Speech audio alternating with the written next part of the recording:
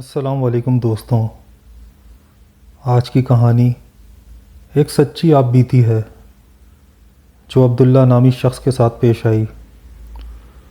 عبداللہ ایک عام سا لڑکا تھا، لیکن اس کی زندگی ایک ایسے خوفناک تجربے سے گزری کہ جسے سن کر روح کانپ اٹھے۔ کیا آپ نے کبھی سوچا ہے کہ ایک معمولی کھیل کا میدان کسی منحوس سائے کا مسکن بھی ہو سکتا ہے؟ عبداللہ کی کہانی کچھ ایسی ہی ہے، جہاں کھیل کود نے اسے ایک ایسی دنیا میں دھکیل دیا جہاں سے نکلنا تقریباً ناممکن تھا۔ میرا نام عبداللہ ہے اور میں قصور کا رہائشی ہوں۔ جب میں 5 سال کا تھا تو ہمارے محلے میں ایک ویران میدان ہوا کرتا تھا۔ میں اور میرے دوست وہاں جا کر کھیلا کرتے تھے۔ ہم نے مل کر اس میدان کو کھیلنے کے قابل بنایا اور وہاں روزانہ کرکٹ کھیلنے لگے۔ سب کچھ ٹھیک تھا، مگر ایک دن جب میں شام کے وقت گھر واپس آیا تو اچانک میرے اندر ایک انجان سا خوف بیٹھ گیا۔ ایسا خوف جو مجھے پہلے کبھی بھی محسوس نہیں ہوا تھا۔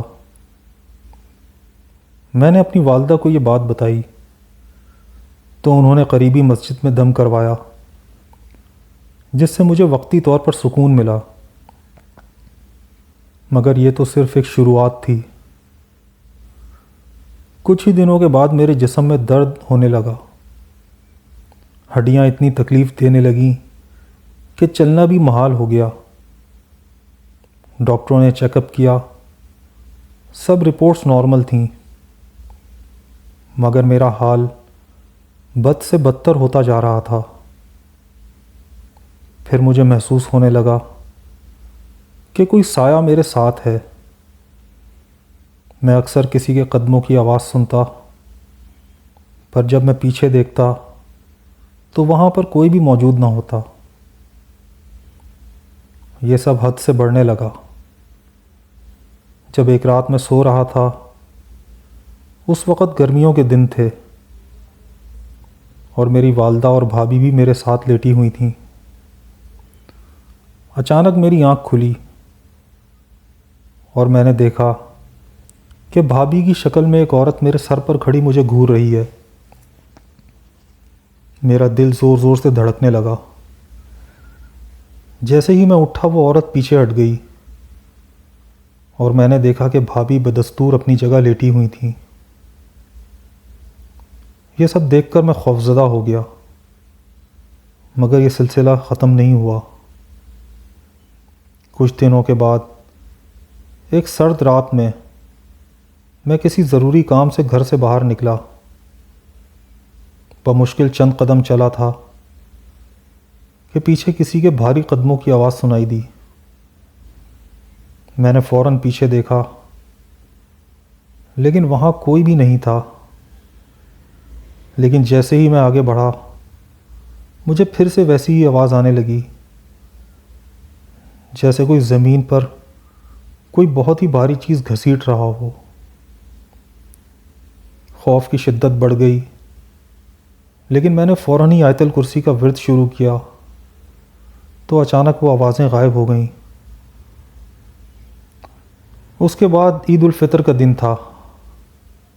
ہم سب نماز عید کی تیاری کر رہے تھے کہ دروازے پر دستک ہوئی۔ میں باہر گیا تو ایک اجنبی ملنگ بابا کھڑے تھے۔ میں نے انہیں کچھ پیسے دیے، مگر وہ بولے، بیٹا میں پیسے نہیں لیتا، بس تم مجھے چائے پلا دو۔ جب میں چائے لے کر آیا تو انہوں نے میری زندگی کے وہ راز بتانے شروع کر دیے جو میں نے کبھی کسی سے نہیں کہے تھے۔ میں حیران رہ گیا۔